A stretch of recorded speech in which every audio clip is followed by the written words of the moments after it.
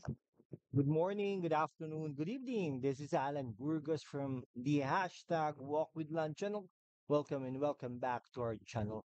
Guys, if you are not yet subscribed to our channel, please do it so now so that you can be a part of this growing family. We are now officially 7,377 subscribers, and all of our subscribers are located around the world. And what are you waiting for? And what are you waiting for?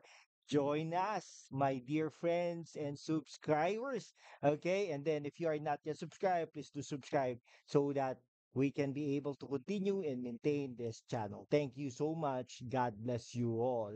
So, ang pag-usapan po natin ay yung no, yung nangyari po kahapon, no. 'Di ba nung isang araw, in-air po yung yung interview ni Katunying kay First Lady Lisa Araneta Marcos, no? Sinabi ni Lisa Araneta Marcos na bad shot na siya kay VP Sara Duterte. Ano?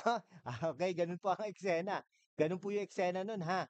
Biglang ngayon, no? Kinabukasan, nagkaroon po ng PNPA, Philippine National Police Academy na graduation diyan sa Silang Cavite. Diyan sa malapit diyan yan sa Tagaytay no? Sa Silang Cavite, no? Ang kasama po diyan sa graduation na yan ay tatlo po na matataas na opisyales. No? Una ay si Secretary Benhur Abalos na siya naman ang secretary ng Department of Interior and Local Government, di ba? Now, kasama din po diyan ay si Vice President Sara Duterte. Ang pangatlo po na kasama diyan ay si Pangulong Bongbong Marcos. Siyempre, magkasama po sila, di ba? Now, kung bibigyan mo ng ng mali siya, hindi naman mali siya. Bibigyan mo ng napakaganda po talaga ni Vice President Sara Duterte. Kumbaga, parang bagay na bagay sila ni Presidente Marcos, no? Okay naman sila, no? Nagbeso-beso pa sila, may touchy-touchy pa sila, no? Parang it seems they appeared to be on good terms naman, no? Walang problema kay First Lady, walang problema sa mga nakapaligid, silang dalawa lang, no? Parang you and me against the world. Okay? Kumbaga, gano'n, no? Now, 'di ba sabi pa ni no, dating secretary, press secretary, spokesperson, Harry Roque, na daw, no, nagsiselos daw si First Lady, not only today, but during the election. Umiinom pa nga daw to si First Lady, Lisa Araneta Marcos, ng dalawang baso.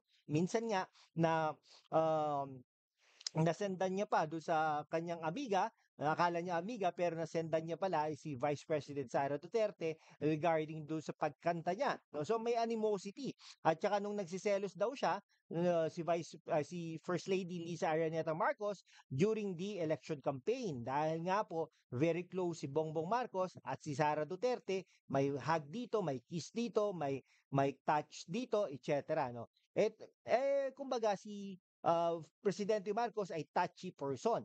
Okay? Yun, no? So, now, nung naglalakad sila doon, no, may mga tinginan, no, talagang parang love team sila, kumbaga, no? Yung the country's top two leaders appeared naman to be on good terms, no? Wala silang pakialam sa mundo, wala silang pakialam sa ibang tao as they reunited for the graduation rites doon sa Philippine National Police Academy, no? So after the arrival honors, 'di ba kasi bawat programa 'yan, especially pag graduation ng military, ng police ay talaga namang meron yung mga arrival honors, no? So yung nung after the arrival honors, the president Bongbong Marcos approached the vice president, no? Nilapitan niya nagbeso-beso sila, no? Siyempre nagbeso-beso sila and then they were seen smiling during their interaction. Kasi alam nyo guys, more than 90 days sila nag-campaign. 90 days lang talaga ang campaign here in the Philippines,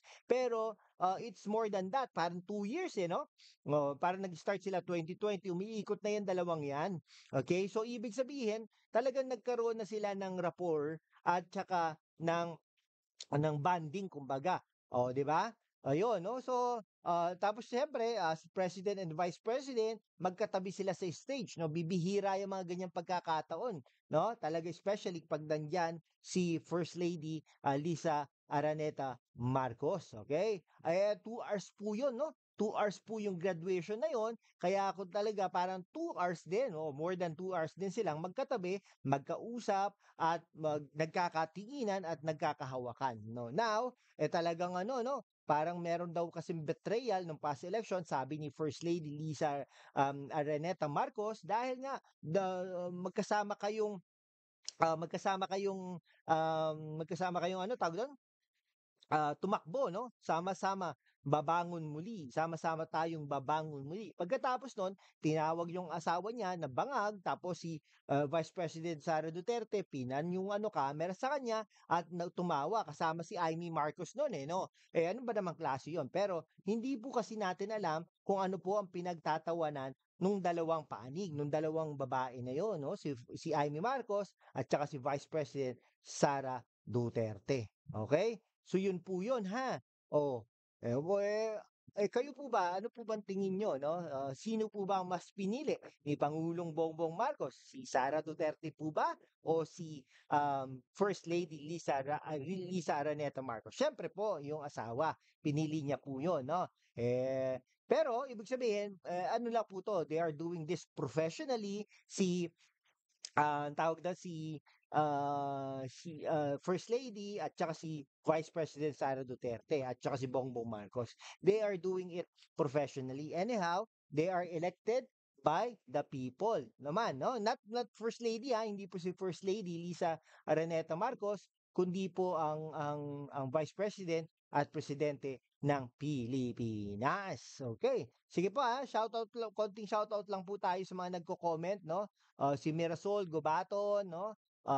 Vote Street, si Solueta Ledesma, si Bolk Mustafa, si Romnick, si Scotland Fear and Near, MJ Gamer 88, Full Force 1911, yung isang user diyan, Malcolm Sandalo, Gerald Pica, no, Migats, MJ Gats, Wiwi Freedom, Lester Corpus, si Noel Batad, si Noor Miswari, si Vance, si Nori, si Johnny Fernando, Shakira, no, si Ellen, Reynaldo, si Buhaj, Easy Food Bank, photo and video, si June, si Turdy, and many other more, no? Thank you so much guys, no? Talaga namang natutuwa po tayo, no, sa dahil in spite of our being busy, nagiging ano po tayo, nagiging productive. At the same time, nagko-comment po kayo diyan. Lagi po nating binabasa ang inyong mga komento. Sige po, hanggang dito na lang po mga kaibigan ko. Maraming maraming salamat po sa inyo. Kung hindi ka pa nakapag-subscribe, mag-subscribe na po tayo para sama-sama po tayo babangon muli.